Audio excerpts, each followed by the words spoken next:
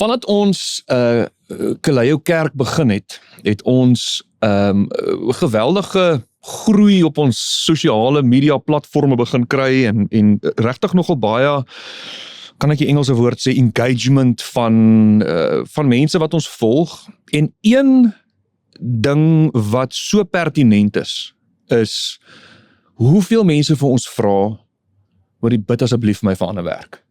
Bid asseblief net vir my vir ander werk, die hele tyd. En ek het net gevoel, ek wil hierdie aanspreek. Hierdie is 'n massiewe uitdaging in vandag se wêreld, en daarom het ek 'n baie goeie pel van my genooi, om net saam met my bietjie hieroor te gesels. Nou, Almaroe, baie welkom vandag hierso. Dankie. Om saam met my te gesels. Ons kom al meer as 10 jaar wees, ek dink het ons nou eendag gesê, of amper 10 jaar of meer as 10 jaar, About, ja. Wat ons lewe saam leef. En deur highs en deur lows. En daar was al soveel kere wat ek gevoel het, ek en jy het gesprekke, en dan wens ek, ons het podcast toerusting. Net iewers daar gehad. Want die profoundness van twee mense wat net conversation het oor iets, en dan veral oor vandag se topic. Nou, laat ek dit vooraf sê, ek wil oor 1 of 2 goedjies wil ek gesels, maar ek wil met jou kuier vandag. Ek wil met jou gesels vandag. En ons het al redelik baie gesprekke gehad oor hierdie ding, oor die gewig wat werk, my toekoms, waarin ek funksioneer op ons lewens het. En ek wil net bietjie I want to pick your brain. Want jy is seker een van die persone wat die meeste perspektief al vir my gebring het. As ek deur 'n ding stoei, en ons gaan nou 'n bietjie hieroor gesels oor vriendskap, maar as ek deur 'n ding stoei, dan trek ek jou nader en sê, help my gou om hierdie reg deur te dink. So, kom ons val in. Almaroe, jy is 'n direkteur by 'n maatskappy, Integralis, wat eintlik 'n paar maatskappye is wat ek verstaan, wat 'n paar goeders doen. Vertel ons 'n bietjie net van wie is Almaroe en wat doen jy as Vocation? Dankie, Lian. Ons het al baie seker gesprekke gehad, nog nooit so op die manier nie, maar ons kan dit voortsit. In Vocation is ek direkteur van 'n klomp verskillende maatskappye. Ons het 'n hele paar, nie deur my te doen nie. Ek het 'n klomp direkteursvriende wat serial entrepreneurs is. Ek's 'n baie praktiese ou en ek help met die uitvoering van baie goeders, maar as ek my oog knip, dan het ons nog 'n ding, so dit is padelbane, IT security, dokumentbestuur, bietjie real estate goeders, maar ons groot besigheid sentreer rondom identity security en groot organisasies help om sekuriteit en hulle mense se bestuur beter te behartig. Dis maar ons agtergrond in totaal, ja. Jy is ook 'n man vir 'n beautiful vrou, Alida, en ook 3 dogtertjies soos ek, so ons deel daai. En dis een van die goed wat ek van jou waardeer is ek vra jy nou direk oor jou werk, maar is iets wat jy nie noodwendig maklik oor praat nie. Jy is iemand wat gereeld, of dit voel vir my, jy is iemand wat, jy dra nie jou vocation rond nie. Dis asof jy 'n ander baadjie het, en ek wil by daai baadjie stil staan vandag. Maar kom ons kom terug by werk. Hierdie titel, ek haat my werk. Mense wat dit sê. Okay. Ek wil hierdie sê, dit gaan nooit regtig oor, is dit regtig die werk? Of is dit meer as dit? Ek dink dit is meer as dit, en ek dink daarso kan mense kan verskillende wêrelde gaan met, of verskillende rigtings gaan met die gesprek. Ek dink een van die groot probleme wat ons het, is die sin van discontent wat mense het.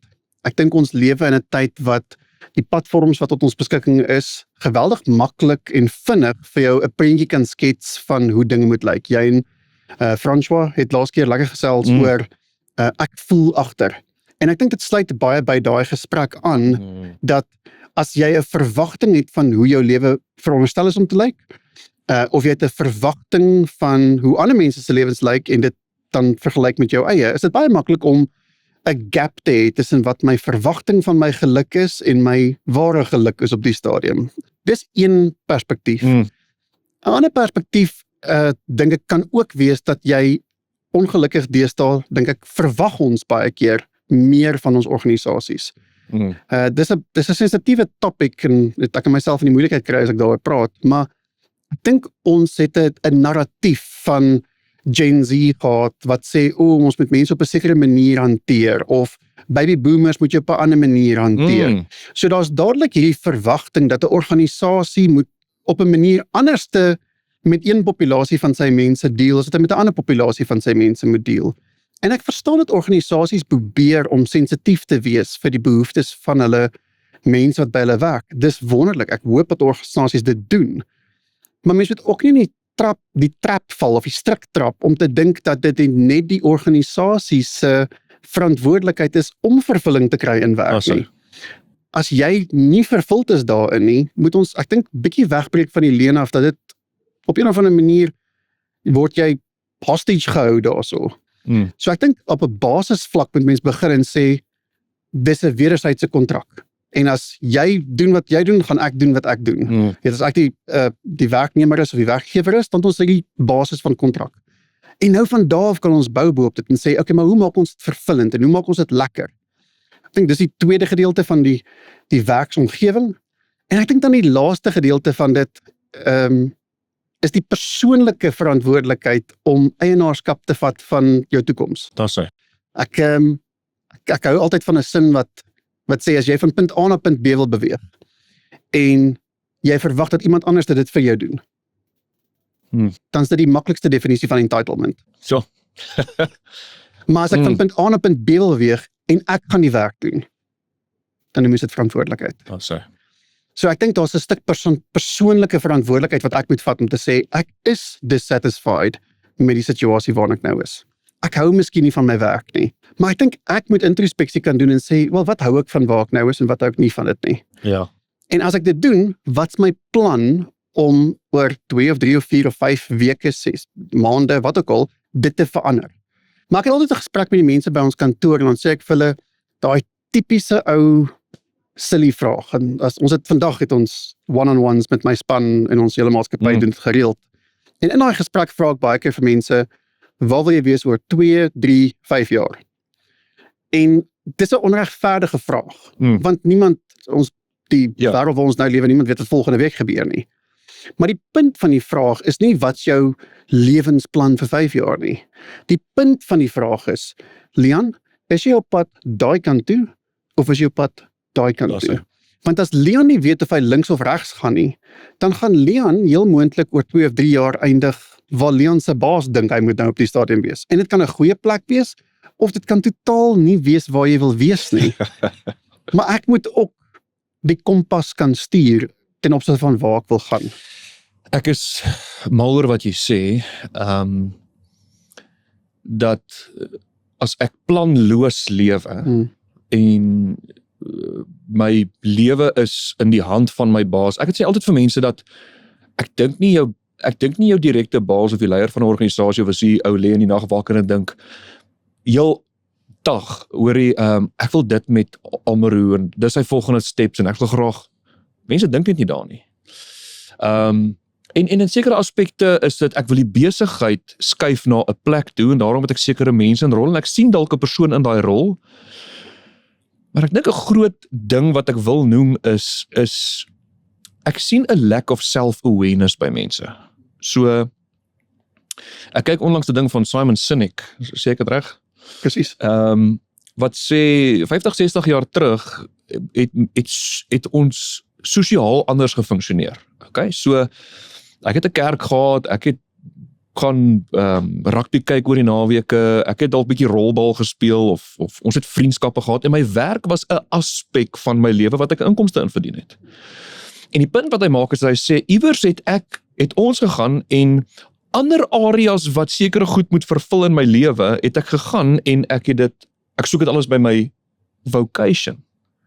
My vriendskappe moet daar wees, my purpose moet daar wees, my adventure moet daar wees, dit moet dieselfde wees, wat sê Anthony Robbins, of Tony Robbins, jy weet, daar moet adventure wees, maar daar moet ook sekuriteit wees, en daar moet fulfillment wees, en ek dink ons kry dit verkeerd, om van ons werk te verwag, om al hierdie areas in ons lewens te kom vervul. Ek dink jy raak 'n interessante punt aan, want die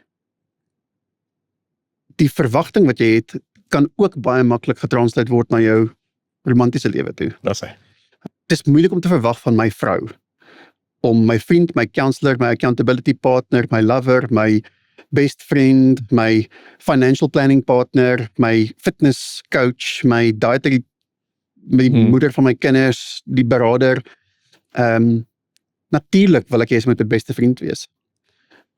Maar ek het ook ander mense in my lewe nodig, en ek weet, dis waar jy ook wil uitkom in die gesprek, maar ek dink, dit is, die twee goeders is kind of, twee helftes van 'n gesprek hier, so ten opsigte van, jou werk kan nie al daai vervulling vir jou gee nie. En ek wil nie 'n disillusionment of 'n negativiteit oopbreek as ek dit sê nie, maar ons moet begin by die punt van, die doel van 'n besigheid is om profit te maak vir sy shareholders. Die doel van 'n besigheid is nie om jou gevoelens te paai nie. En ek bedoel dit glad nie lelik nie. Maar ek dink nie ons kan terugsit en sê dit is totaal my baas se werk om my vervuld te hou by die werk nie. En dis nie totaal my vrou se werk om my vervuld te hou by die huis nie. Ek moet self-awareness genoeg hê om te sê wat is die goed wat ek wil en wat is die goed wat ek nie wil nie. 'n Woord wat ek verskriklik baie van hou in die Engels is die woord agency. Want is 'n woord wat praat van, ons het 'n beter woord nie, agency. Dis 'n woord wat praat van ek het die mag, ek het die krag, ek het die reg om keuses te maak en uitvoering te maak. Meeste van die tyd, al die probleme wat ons uitspreek in verhouding, maar ook in werksverhouding, is goed wat jy al die sleutels van vashou. Ek dink ons glo op 'n manier dat ek word gevange gehou in my werk. Maar ons moet 'n skuif maak in ons persoonlike lewe, in ons verhoudingslewe, in ons vriendskapslewe, in ons werkslewe, om te beweeg van 'n plek waar ek wens dat iets in my lewe gaan verander. Nou, ek kies dat iets in my lewe gaan verander. En wanneer ek dit begin doen, dan begin my verhouding met my werk en met my partner en met my vriende klein bietjie verander. 'n Ding wat ek hou van, wat ons al baie gepraat het oor, is die persepsionele skuif in jou kop weg van 'n employee mindset af na 'n owner mindset toe. Nie almal is geroep vir besigheid of entrepreneurskap nie. Dis nie waarvan ek hier praat nie. Ek praat van 'n ingesteldheid van die hart, om te sê, is ek net iemand wat volg wat 'n leier sê, of is ek iemand wat eienaarskap vat en inisiatief vat? Want wanneer ek sê, ek is Almarie Steyn Incorporated, ek is nie 'n employee van besigheid A of B of C nie, ek is 'n besigheid om my, selfs al werk ek vir 'n maatskappy. En ek kom na die besigheid toe met 'n sekere klomp tyd, 'n sekere klomp hulpbronne, 'n sekere klomp skills, en vir 'n tyd lank kies ek om daai hulpbronne of daai tyd te verkoop aan hierdie kliënt, my werkgewer wat by wie ek nou is. As dit 'n simbiotiese verhouding is waar ons dit geniet om saam te werk, dis lekker, ons groei, ons doen dinge, great. As ek agterkom, hierdie verhouding is nie so simbioties as ek wil hê nie, daar's goed wat my pla, dan kan ek sê, okay, ek kan elke dag vir jou sê, yes ou, ek wens ek het 'n ander job gehad. En ek kan volgende jaar vir jou sê, yes, ek wens ek het 'n job gehad. En ongelukkig, as ek 2 of 3 jaar of maande of wat ook al vir jou gesê het, ek wens, dan is die enigste persoon wat ek kan blameer op die einde iemand anderste. Nou haat ek my kollega en my werk is onvervullend en my baas is soos of so. Maar ek het geen skuif gemaak, emosioneel of fisies, om daai te verander nie. Jy bring 2 belangrike punte op wat ek wil oorgesels. En die eerste een is, ek sien baie mense kom en sê, ek haat my werk. Ek haat dit. Dit is vir my lekker nie. Ek haat om so intoe te ry, ek haat die traffic, ek haat die mense by die werk, en as ek al ry, die beste tyd vir my werk is as ek 5 uur kan uitklok en terugkom. En ek wil dieselfde stelling maak as aan die begin. Dis nie eintlik die werk nie, is dit? Daar's dieper seer hier betrokke, en so, wat vir my so beautiful van hierdie gesprek is, Almarie, is jy kom uit 'n sterk besigheidsorganisasie environment uit, en ek kom uit 'n geloofs-environment uit waar Ek wil mense begelei om eers te ontdek wie hulle is, wat hulle ware identiteit is, want ek dink dit het 'n rol te speel vir jou as werknemer. As jy nie weet wie jy is nie, gaan jy nie weet waartoe jou pad is nie, jy weet nie wat jou lewensdoel is nie, jy sweef net rond en hoop jou werk bring vervulling. En ek wil 'n stapie terug staan en sê, ek dink geloof het 'n massiewe rol om te speel, rondom wie ek is en waantoe ek beleef die Here my vat en groei, want die Here is besig om my te groei. In meeste van die gevalle, ek dink nie is jou baas nie, ek dink nie noodwendig is jou werksure nie, ek dink nie noodwendig ek dink baie keer is daar onopgeloste seer in mense se lewens, en die kondisies by die werk trigger dit aanhoudend. Wat ek wil by uitkom is, ek het nodig vir jou wat luister, dat jy by die Heilige Gees stil staan en sê, is daar seer in my lewe, wat, wanneer ek by die werk is, trigger dit sekere emosies. My baas is lelik met my, nou trigger dit seer van my verlede. Ek wonder, sal jou werk beter funksioneer as mens eienaarskap vat van jou seer. Kyk eers na jouself, dis wat ek wil sê. Want ons dis ongemaklik vir ons as ons onsself gelowiges noem, om te sê, wag, kom ek draai net gou die spieël op myself. Want is 'n cop-out. Ja. My baas is dit, my mede-kollegas se asem stink, my dit wat ook al. Ek soek klomp redes vir hoekom maar ek wil sê, en ek wil dit baie duidelik maak, kind van God, as jy sê, ek het opgestaan saam met Jesus Christus, is die proses van die Heilige Gees, om gesondwording binne in jou lewe te laat gebeur, deel met die seer.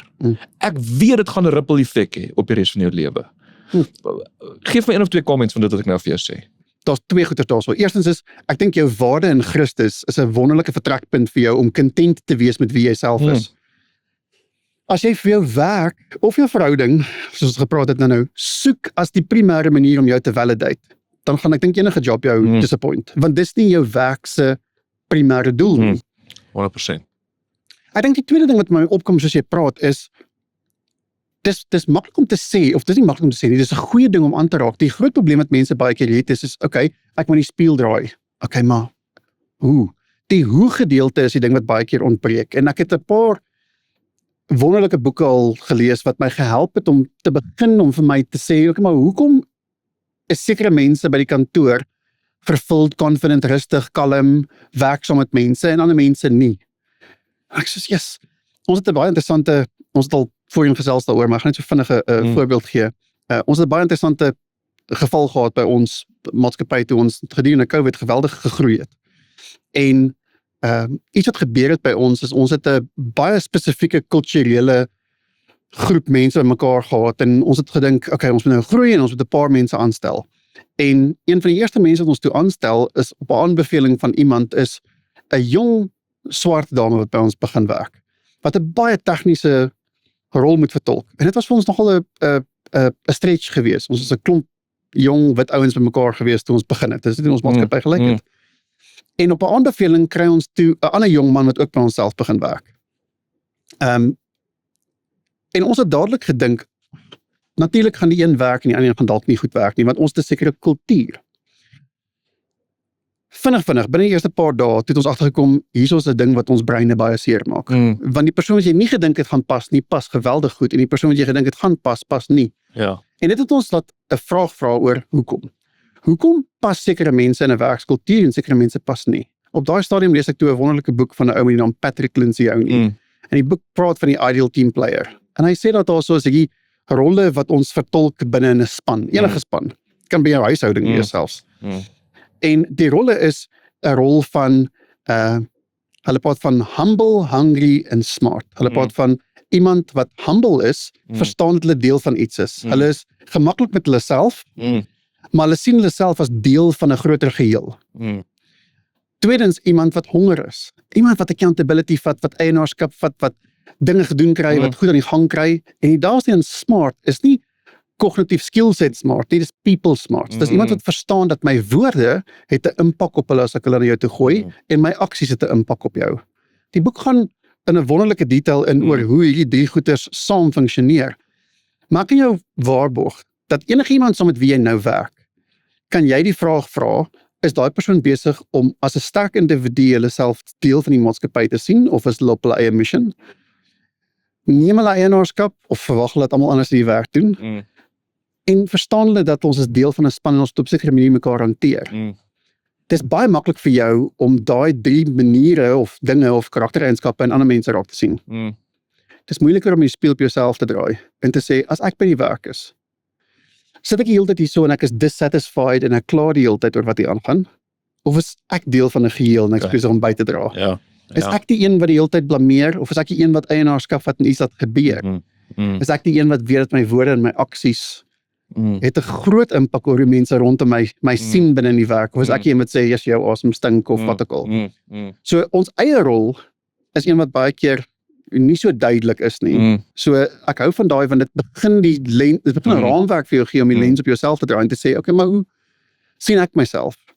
So ek dink 'n persoonlike vertrekpunt, wat jy so mooi van gepraat het, is om te sê, ek weet wie ek is in Christus.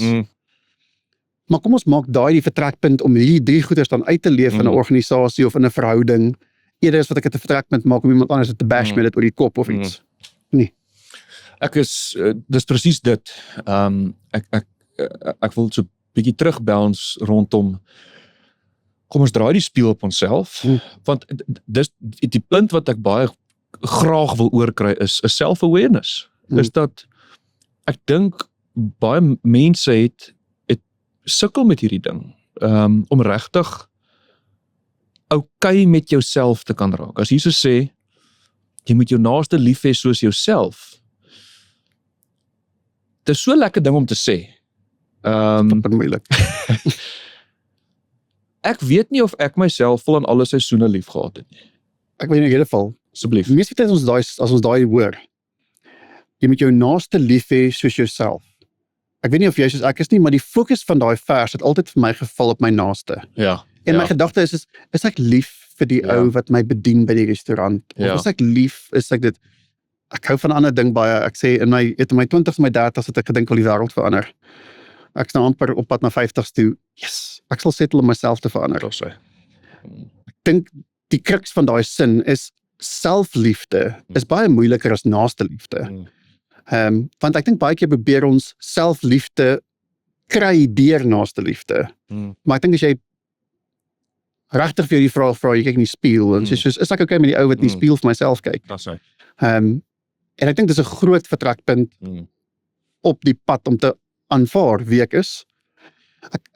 Ek hou van daai ding van, jy weet, gee my die genade om te aanvaar wie ek is. En die courage en die deursettingsvermoë om die goed te verander wat ek kan verander. Daar's 'n groot klomp waarheid. Ek het laas jaar so 'n lekker ondervinding deurgaan met my oudste dogter. Ek en sy het so 'n paar weke lank het ons soeke koffiedates gehad. En dan het ons net geluister en gepraat en dan het ek 'n spesifieke agenda gehad met elke koffie. En die eerste koffie het regtig net gegaan oor God se ontwerp. Dit het net gegaan oor, verstaan dat die kaarte wat jy gedeel is, kan jy nie verander nie. Verstaan dat waar jy gebore is en wie jou ma is en wie jou pa is en wat jy weet en hoe jy lyk en wat se kleur jou oë is, jy kan daai nie verander nie. Maar verstaan dat 'n geweldig groot gedeelte van jou kan jy verander. Hoe ek praat, wat ek doen, wat ek sê, saam met wie ek tyd spandeer, waar ek nie tyd spandeer nie, dis alles in my beheer. Ek dink baie keer glo ons 'n leuen met ten opsigte van die verhouding van daai twee goed. Ek dink ons dink dat dit is soort van 50% van my lewe kan ek niks aan doen nie en 50% kan ek. En dit kom baie keer uit in maniere wat mense praat in absolutes. Iemand sal kom net en sê, yes, ek kan nooit insert. My baas is altyd. So ons begin hierdie absolutes praat, dan praat dit van 'n belief wat sê dit kan nie verander nie. Dit is net hoe dit is. Jy weet, ek en my ma gaan net altyd beklei as ons met mekaar uitkom. Ek is maar net 'n ou met 'n kortie meer. Ek kan nie hierdie doen nie. As mens daai absolutes op 'n raamwerk sit, dan sê jy besig om goed te vat van hierdie kategorie B. Wat goed is wat jy agency oor het, wat jy kan verander. En jy gooi hulle oor die lyn en jy kan toe wat jy nie kan verander nie. Maar as ons praat van design in God, dan moet ons na daai wêrelde kyk en krities na hulle kyk en sê, ek het maar altyd jy meer. Nee, jy kan jou nie meer verander. Jy kan dit beteel, jy kan dit bestraf, jy kan enigiets daarmee doen. Jy is nie gebore met die meer nie. Net soos 'n baba nie gebore is met 'n stutter nie. Okay? Maar wanneer ek die goed aanvaar, maar Here toe gaan en sê, ek glo jy het 'n plan gehad toe jy hierdie situasie vir my gegee het. En ek kan kwaad wees vir die res van my lewe oor hierdie situasie, of ek kan dit aanvaar. Want wanneer ek daai aanvaarding kry, dink ek kom jy by daai stuk genesing uit wat jy van praat. Dan kan ek begin kyk na die goed wat my lewe is, wat ek kan verander. Maar ek dink so baie van ons pad as mans en as vrouens in Christus, is ek dink die duiwel wil die hele tyd jou hê net hierso. Want hoe langer ek hier sit, hoe minder is ek dangerous. As ek kan saam met die Here sê, ja Here, ek kan vaar dat U my so gemaak het, en ek glo U het geweet wie my pa en my ma is, en dit was miskien nie great nie, of dit was wonderlik, of wat ek al die goed of die sleg is, as ek dit aanvaar, dan is ek vry om te begin sê, Heilige Gees guide my, en die goed te kan verander. Ek wil flippend graag iets kreatief doen, of dit doen, of dat doen, of ek wil 'n sekere persoon in my lewe hê, maar nou gaan die persoon of die werk nie en probeer hierdie gaping vul nie. Ek het nie meer 'n narrative van, ek moet iets kry om my die moeite werd te maak nie. Ek is okay met wie ek is. Ek en die Here het gesels daaroor. Nou wil ek hê hy moet saam met my pad van heiligmaking stap. Ek kan nou vir hom sê, daai gedeelte like ek nie so baie nie. En nou is dit nie meer daai ding van jou sondaar nie. Jy weet, ek het lekker gesels hieroor. Dis nie meer daai ding wat hy jou slaan oor die kop met iets nie. Dis daai conviction wat die Heilige Gees vir jou bring en sê, is dit wie jy wil wees? Maar wie wil ek wees? Ek wil iemand wees wat lewe spreek, of dit doen, of optimisties is. Dis iets wat ek geniet van ons vriendskap, is wanneer een van ons twee op 'n weird plek is, dan is die ander een die een wat perspektief bring en optimisme bring. En dan kan ek sê, okay, nou weet ek wat om te doen daarmee en ek kan gaan. Ek dink dis wat hierdie ding van wat jy kan verander en nie kan verander nie. Hoe baie keer praat jy in absolutes? Presies. Ek wil die gesprek vat, want ons praat nou hoofsaaklik oor die employee. Wat kan ek as employee doen? Hoe moet ek funksioneer as kind van God? En ek dink ons het lekker perspektief gebring. Goeie paar vrae en areas wat mense ook kan gaan fokus en sê, hoorie, hoe measure ek in hierdie areas wat ons nou net oor gepraat het? Maar ek dink, ek weet, dat baie keer is die probleem nie by die werk noodwendig die employee nie, maar die employer. Sure. En ek wil hierdie aanspreek, om te sê, dat hierdie stelling, people don't quit jobs, they quit people. Okay. Ja. Verhouding en hoe mense dag na dag ure in 'n sekere environment moet speel en moet wees, het 'n effek op, hoor ek weet nie of ek langer in hierdie environment kan wees nie. En ek is dalk mal oor die werk. Ek kan sien hoe die werk vir my skill bring en my oprig en 'n is 'n pad, en as ek dit en die en daai doen, kan ek 'n sekere posisie bereik. Maar die probleem is leierskap. Die probleem is baie keer dat managers manipuleer, hulle het hulle eie game. Daar word nie omgegee regtig nie. Of hulle is net nie self-aware nie, en die persoonlikheid bots, uit 'n kultuur bots. En ek is nogal ernstig rondom hierdie goed, as ek nou van 'n geloofsperspektief af kan praat, is, ek het so 'n paar weke terug in 'n preek gesê, as daar so 'n persoon in jou struktuur is, wat mense uitbuit, vieslike mail stuur, 'n kultuur van negativiteit en bitterheid kweek, fire daai persoon. Okay, maar dis net my vurige kant, want ek was in 'n paar environments in my lewe waar ek dit nogal sterk beleef het. En is asof ek wil van binne af skree vir ouens wat in leierskapposisies is. Veral as jy jouself 'n gelowige noem. Die ding wat my die ergste irriteer, as ek hoor, my baas noem homself 'n Christen. My baas loop met die Bybel onder sy hand, onder sy arm. Nommer 1, ek dink mense verstaan, 'n groot gedeelte van mense wat in leierskapposisies is, sukkel om hierdie twee wêrelde bymekaar te bring. My geestelike waarheid en identiteit, en hoe ek moet leierskap in 'n sekulêre wêreld uitleef. Maar ek wil noem vir leiers, vir al gelowiges kan ek die woordjie vaderskap hier ingooi. En sê, daar's 'n sekere hoeveelheid mense wat die Here aan jou toevertrou om te lei. En ja, almal hierdie ouetjie sukkel met dit en daai persoon is nog nie daar nie. Maar dit gaan oor van waar af jy hierdie mense bedien. Dis nou my bewoording, né? Praat met my hieroor. Praat met my oor swak leierskap binne in organisasies. En dit wat ek nou gesê het. Ek het so baie gedus met my kop nou. Okay, kom ons begin met die vertrekpunt. Kom ons maak 'n kategoriese stelling dat as jy in 'n abusive plek is, Nice. en dit kan nie verander nie, en jy het met HR gepraat en whatever, en jy kan dit nie verander nie, dan sou ek sê, kry yourself get alright. Moenie in 'n abusive situasie bly nie. Okay. So, ek wil net daai een kant toeskryf. Ja. En dan wil ek terugswaai en sê, die tweede gesprek wat ek met my dogter gehad het. Ons het gepraat oor design, en ons het gepraat oor wat jy moet vat en aanvaar en nie aanvaar nie. Die tweede gesprek wat ek met haar gehad het, is autoriteit.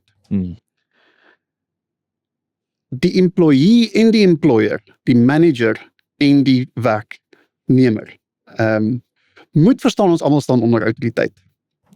Omdat jy in 'n posisie is wat jy mense moet lei, beteken dit nie dit absolve jou van groei en beter werk en al daai dinge nie. Die humble, hungry en smart wat ons van gepraat het van Patrick Lencioni, apply nie net op die persoon wat vir jou werk nie, apply op jou. Ja, sê. Okay? So, jy moet verstaan dat in watse plek, rangorde jy ook al sit in jou organisasie, ek is glad nie besig om net te praat met die persoon wat onder sit nie. Ek praat met enige persoon wat in enige level van die organisasie werk. Want selfs ek wat heel bo aan die top sit onder die tyd van die Here. En ek moet daai perspektief probeer hê wanneer ek werk met mense rondom my en om my. Okay? Dis my perspektief, iemand anders kan 'n ander perspektief hê. Kom ons praat prakties oor hoe lyk dit. Ek is altyd hoe lyk dit? Op enige vlak waar jy is in 'n organisasie, moet jy verstaan, het jy agency. Gaan terugkom by daai woord. Agency om te manage op, te manage af en te manage links en regs.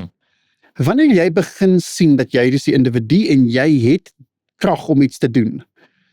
Een van die wonderlikste dinge wat jy kan doen in 'n organisasie is wanneer jy uitfigure jy het agency om verskil te maak aan mense rondom jou en selfs jou baas. Baie frustrasie kom baie keer en sê mense vir jou, my baas is 'n totale micromanager, of my baas is totaal clueless, of my baas is wat ook al. Wanneer ek begin kyk na waar is ek nou en wat kan ek doen aan my situasie? Een van die lekkerste gesprekke wat jy as 'n baas kan hê, is as iemand na jou toe kom en sê, kan ek asseblief met jou volgende week 'n klein vergaderingkie, ek wil net vinnig met jou chit-chat oor 'n paar dinge. Okay? In die vergadering kom jy in en jy sê, ek wil net graag 'n verhaaltjie met jou praat. Wat's die goed wat jy committed aan jou baas, wat jy gaan deliver in die volgende 3 maande? Wat's jou KPIs? Dis een van die beste vrae wat jy kan vra vir jou baas. Ja. As jou baas se KPI is, hy moet 10 miljoen rand se widgets verkoop. En jy is die hele tyd hierso en jy sê, ek wil blou pakkies popcorn gaan verkoop by die mark. Gaan jou baas nooit resoneer met die voorstel wat jy bring nie. Hy is nie besig om lelik te wees met jou nie, of sy is nie besig om lelik te wees nie. Sy het net 'n sekere doelwit in haar kop, wat sy miskien nie artikuleer na jou toe nie. En dalk dink hulle jy hoef dit te weet nie, maak nie saak nie. Maar imagine jy kom na jou baas en sê, ek wil net gou met jou chat oor, ek's besig om te kyk na my persoonlike groei op die stadium. Ek weet julle het 'n paar planne en ek sal beslis daai training doen wat jy wil hê ek moet doen. Maar ek's nogal regtig op, ek's fired up, dis 'n nuwe jaar, ek wil bietjie kyk na 'n paar dinge wat ek kan groei in. En ek wil seker maak dat die goed wat ek kan groei, gaan vir jou ook waardevol wees. So kan jy gou vir die volgende 15 minute vir my sê, wat's die goeders wat aangaan in ons departement, wat's die goed wat jou agenda is, wat jy gecommit het aan jou baas, en as ek daai inspraak het, dan sal dit my lekker wees om te kan sien of ek myself kan belyn daarbey. Jou baas gaan dit love om vir 10 minute te praat oor wat hulle probleme is. Bly stil, vat notas. Gaan weg. En gaan kyk na wat die objective is van jou business unit en van jou baas. En besluit en sê, ek wil regtig graag leer oor finansies, of ek wil leer oor 'n tegniese skill, of ek wil iets kreatief doen, of wat ook al. Imagine jy kom 'n week later terug na die baas toe, of 2 weke later na jou manager toe en sê, ek het bietjie gaan dink oor wat jy gesê het. Ek het nie net geluister wat jy gesê het met een oor ander oor uit nie. Ek het geluister daarna en dit klink vir my asof dit sal waardevol wees vir ons departement as ons hierdie flyers maak of hierdie aanlyn dingetjie doen of mekaar YouTube shorts doen of iets soos dit. Ek het nogal 'n liefde vir iets kreatief. Sal dit help as ek dit en dit doen? Ja, maar dis dalk nie in ons visie nie. Okay. Ek gaan ek wil hierdie kursus doen en daai kursus doen. Dit sal waardevol wees. Dit sal waardevol wees. Okay, cool. Maar nou is ek besig om eienaarskap te vat van my kant af, inisiatief te vat en te sê, hoe belyn ek my met my baas se agenda? Nou verander die gesprek van my baas hou my altyd in die donker, my baas sê vir met ander gaan nie, hulle gee net vir my menial goed om te doen. Nou doen ek die goed wat ek moet doen as deel van my werk, maar ek is ook besig om te sê, hoe groei ek selfs in 'n moeilike omgewing? Ja. Ek beloof jou, geen baas gaan vir jou sê, jy mors my tyd nie. Ja. En as hulle doen, as hulle glad nie vir jou wil tyd gee nie, of dit werk nie uit nie, dalk is dit nie die regte baas nie, dalk moet jy aanbeweeg en miskien die werk gaan soek op 'n ander plek.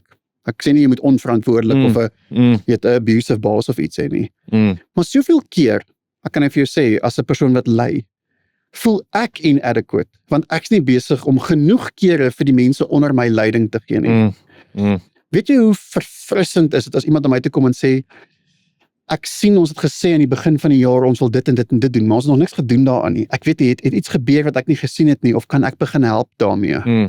Ek beloof jou, die volgende keer as ons praat oor bevordering of verhogings en sulke goeders, dan sê ek soos, die persoon het regtig my gehelp die jaar. Maar die persoon het eienaarskap gevat en begin opbestuur.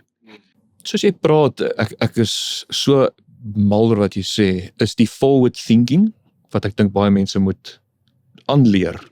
Dink in daai spasie ook. Moenie net op jou eie pakkie gefokus wees nie. Dink in spasies rondom jou ook hoe ek dit kan funksioneer.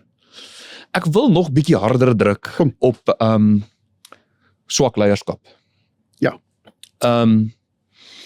Hierdie woorde, my baas is 'n slawedrywer.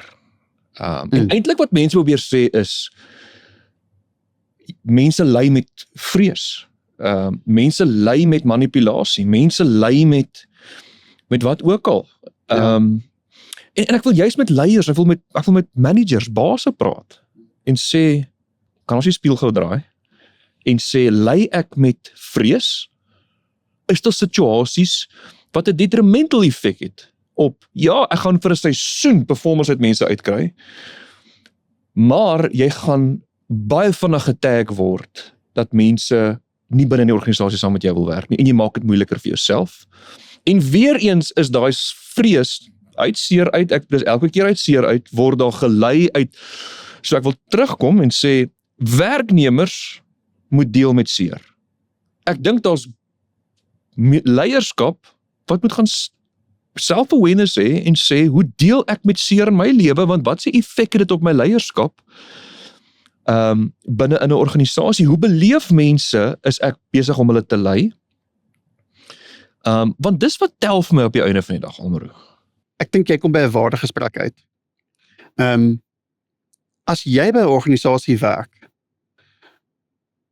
ek hou so van daai een ding wat Richard Botha eendag gesê het. Hy sê, hy het by 'n konferensie gepraat en toe na die tyd, toe kom sy vrou na hom toe en so kalm sy hand op sy skouer en sê vir hom, jy het nodig om either wat jy sê of wat jy doen te verander. Want op die oomblik match jou audio en jou video nie. Okay, ja. Ek dink die aanvoerspunt is hierso. As jy by 'n organisasie werk wat se waardes 100% nie in joune is nie, gaan jy nie lank daar werk nie. Ja. Kom ons sê dit outright. Ja. Dit gaan so wees. Maar ek dink die gesprek wat jy aanvoer is een wat sê, as ek profess om 'n Christen te wees, en ek leef nie daai waardes dag tot dag uit nie, dan is daar 'n stuk dualisme in my. Ja. Dat ek is een ou by die werk op 'n Woensdag en ek is 'n ander ou by die kerk op 'n Sondag. Dis 'n ongelukkige probleem wat ons almal het. Ja. En wat ons almal gekonfronteer moet word mee. Maar ek dink jy moet die spieël op jouself kan draai op enige area. Ja. Maar ek dink die aanvoerpunt wat jy nou hierso het, is as ons bestuurders gaan wees wat sê, ek moet my naaste lief hê soos myself. John Maxwell het baie mooi goed wat hy sê, as hy praat van finansies en van mense, hy sê, jy kan nie lewe in 'n triespieltjie leef nie. Maar 'n triespieltjie is 'n baie goeie manier om vir jou te sê waar jou hart is. So as jy in 'n organisasie werk en jou turnover rate is 35% of 25% of iets soos dit, dan het jy nodig om 'n vraag te vra ten opsigte van, is ek okay daarmee? Is ek rustig in my hart hierso, dat dit is die manier wat ek dink eendag ek in die hemel gaan aankom en die Here gaan vir my kyk en sê, goed so, goeie introduksnag. Oor baie mense is jy aangestel en baie het jy getrampel. Daar sê. Ek sê altyd, baie mense sê vir my, Leon, jy's in voltydse bediening, ek is nie. Ek sê nonsens. Ons almal, as jy 'n gelowige is, dan leef ons nie met 'n tydelike perspektief en kyk hoeveel goedjies kan ons opbou in hierdie lewe en wat is die legacy wat ek agterlaat. En ons niks verkeerd met daai goed nie. Maar jy lewe met 'n ewigheidsperspektief en as mense, baas, manager, leier, wat aan jou toevertrou is en ek sal van 'n geestelike perspektief vir mense wil sê is ek weet dis 'n professionele verhouding. Maar is nie 100% 'n professionele verhouding nie. Daar is 'n spasie waar as jy glo wat jy glo dat ons disippels van mense moet maak, dat ons koninkryk moet vestig, dat ons die wêreld moet impakteer met die lig van Jesus Christus, dan is al my verhoudinge nie net 100% professioneel nie. Ek weet hierdie maak 'n groot gesprek oop. Ons kan ure hieroor gesels, want jy wil hierin kan baie diep gaan. En die konfronterende punt van die gesprek is, glo ek regtig dat ek my naaste moet lief hê soos myself? Glo ek regtig dat ek moet my ander wang draai? Want ek kan nie daai goed glo as dit kom by my gesin en my kind en my vrou, maar ek glo nie dat dit kom by my mense wat vir my werk nie. So, dis vir die konfronterende punt van, is ek regtig 'n Christen of is ek nie 'n Christen nie? So as jy by 'n organisasie werk, wat sê ons is Christene, maar die waardes is duidelik. Jy werk in die accounts departement en elke oomblik wat jy kans kry, is ons besig om geld weg te steek of te verdoesel. En jy kan dit nie verander nie. Dan moet jy 'n vraag vra of dit 'n omgewing is waar jy jouself wil hê. As jy in 'n plek is wat iemand 'n Christen is, dis 'n hele ander gedeelte van die gesprek, is die Bybel sê nie ons moet gaan en iemand anders te gaan oor die kop slaan en verantwoordelik hou nie. Maar die Bybel sê duidelik vir ons in die Nuwe Testament dat ons kan mekaar as Christene verantwoordelik hou. Ek wil hierdie gedeelte land deur die volgende te sê is want ek sien die comments op hierdie gesprek. Ons het baie comment-worthy goed al gesê. Is ja, maar ek het gewerk saam met 'n Christen en 'n Christen het dit aan my gedoen en bla bla bla bla. Ek voel net dat ek wil oor die werkindustrie skree. Jammer vir dit wat in die naam van Jesus gedoen is. Want dit was in baie gevalle, weet ek, deur manipulasie. Dit het dalk begin met goeie bedoelings en dan het dit uitgespeel op areas waar mense nie regtig beheer mee oor gehad het nie en nie regtig verstaan het hoekom goed gebeur nie. And I get that, maar ek weet jy, dalk is dit net die herder hart van my, is om vir mense te sê, eers Christen het al flippend stupid goed gaan ons klip staan en aanvang. Dit maak nie die waarheid daarvan null and void nie. Net wat ons foute maak dit nie die struggle worthless nie. Dit is mooi gesê. Ek wil net dit sê, is, as jy sê, 'n baas was een keer lelik met jou gewees, daarom is alle baase sleg. Ons kan ook nie dit sê nie. Ek dink ons moet onsself aan 'n hoër standaard hou. Maar ek wil ook sê dat net omdat besigheid op 'n sekere manier opgestel is, wat miskien nie partykeer hier prioritiseer nie, beteken dit nie ons wat in leierskapsposisies is, die moet streef om dit beter te maak nie. Almaro, ek as 'n rede hoekom ek jou vandag genooi het, is net jou biblioteek van kennis in hierdie veld.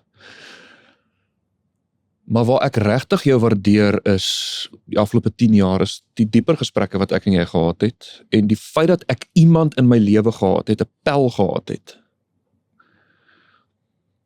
dat ek nooit alleen hoef deur struggles gegaan het nie. Daar was kere wat ek en my vrou regtig deur tawwe huweliksgoed moes werk. Daar was kere wat ons deur seer moes werk, miskrame, werk bedank, juis konflik met baase, nuwe adventures moet aanpak en so aan, en deur al hierdie was jy 'n tel wat het gesê het, hey man, ek is hier. Ek dink baie mense het nie daai persoon in hulle lewe, want die ding is, ons verwag dat my vrou, my wie ook al dit moet wees, en so kom ons praat oor broederskap, vriendskap, en kan ek net sê, ek sou nie wees waar ek is, as ek nie hierdie spasie gehad het, by waar ek kon sê, hey, ek is besig om te struggle, ek dink ek is verslaaf aan hierdie, wat ook al die diep gesprek wat ons gehad het. Ek dink vir my kinders wil ek hê dat daar daai tipe persone is, en in die spasie waar ons leef, digitaal AI, ons het nou nog gepraat oor kinders wat beter vriendskappe met AI het, as wat hulle met hulle eie vriende het.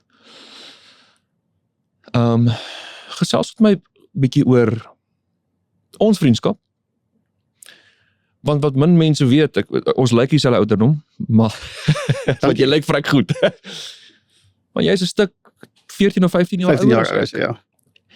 En iets wat nie noodwendig 'n vriendskap op papier vergelyk het met pelle wees nie, Nee. is dat ons 'n baie goeie intieme vriendskap het. En by iemand wie ek baie geleer het, my wens is vir mense, is dat hulle hierdie tipe van persoon in hulle lewe het. Ek kan weer baie sê. Ek wil eerstens dink ek vir jou krediet gee.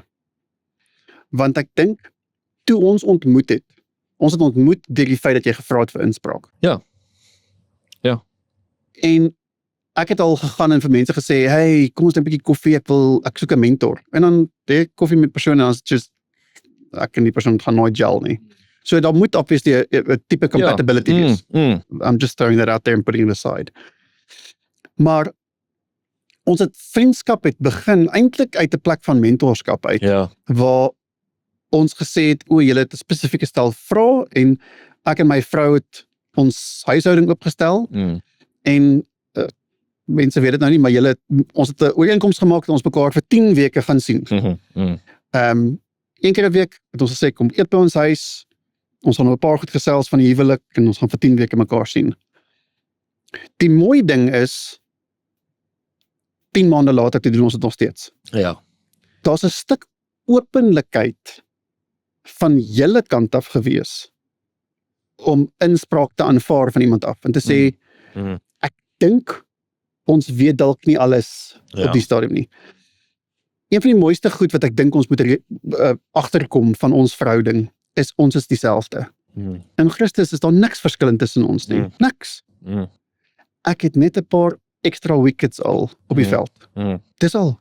Ek's net al bietjie langer op die veld.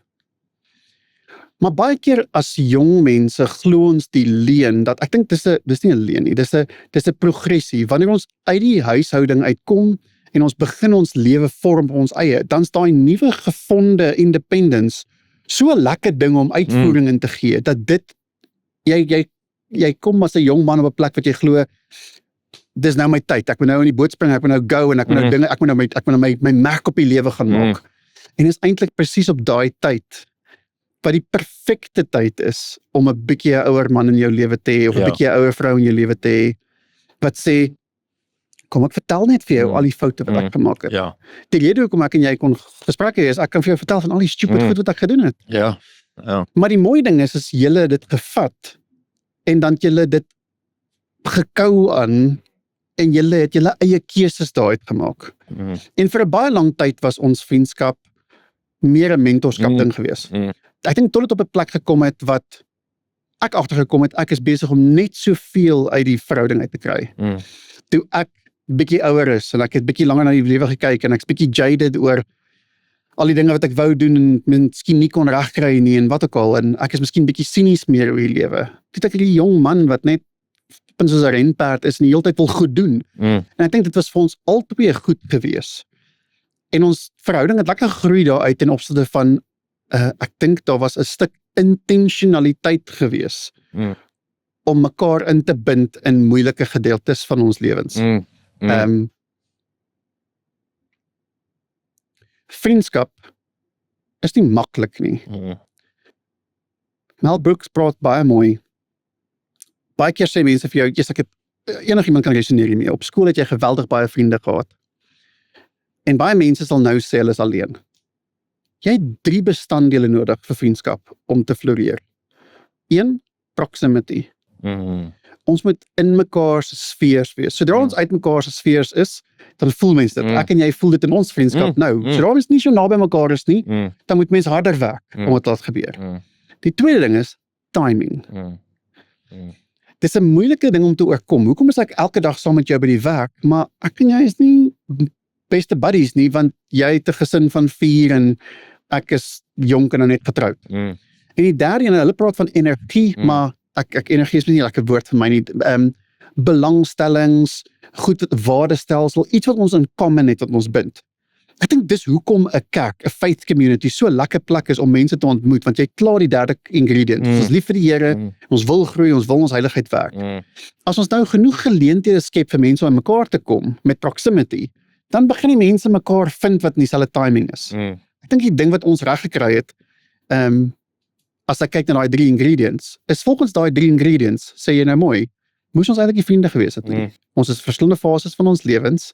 Ja, ons is lief vir die Here saam, en ons het nie regtig proximity gehad nie. Ons het niks gehad wat ons saam bind nie, maar ek dink ons het mekaar gevind, en toe het mens intentioneel gesê, ons gaan tyd spandeer. En ons het genoeg reps gedoen in tyd, dat, ek hou so baie van die quote, en jy het genoeg deposits gemaak, dat toe wanneer moeilike tye kom, dan kan mens groot withdrawals maak. So ek dink, terug by daai gesprek wat ek in die begin gehad het, oor wat maak jou 'n lekker persoon om saam mee te wil werk, is dieselfde goed wat jou 'n goeie vriend maak.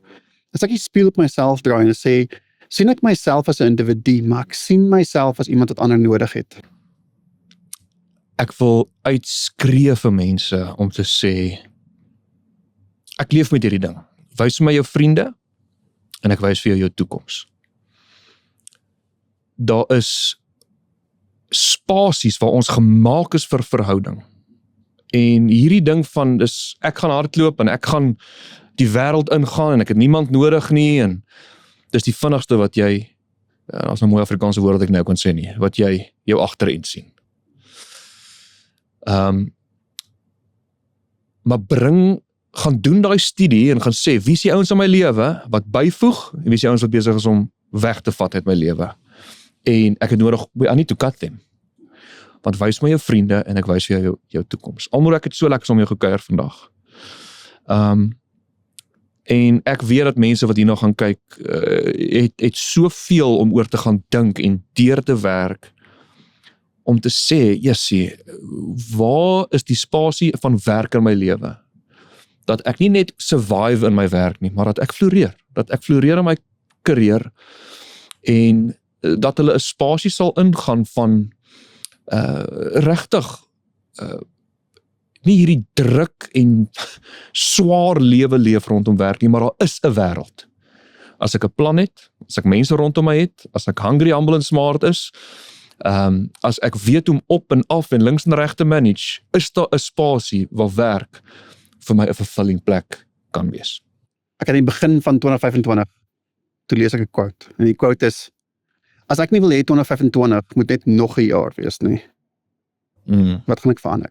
Maar moenie volgende jaar nog sit en wens iets anders nie. Ja. Moenie 2026 ingaan en sê, ek wens ek het 'n vriend, of ek wens ek het 'n verhouding, of ek wens ek het 'n ander job nie. Ek dink as daar een ding is wat ons kan wegvat van die gesprek vandag, is dat jy het agency. En wanneer jy begin verstaan dat ek kan wens iets is anderste, of ek kan kies iets is anderste. Amen. Ons bless jou met hierdie gesprek. Ons gaan weer met jou kuier, en ons weet die Here gaan vir ons nog baie spasie gee om mense te bedien rondom hierdie. Dankie vir jou tyd. Ek waardeer jou so baie dat jy tyd uitgesit het vir vandag, en sterkte met al die KPI's en dinge wat jy nou moet gaan doen. Ons bless jou met dit. Hey, ek is lief vir jou. Ons kuier 'n volgende keer weer.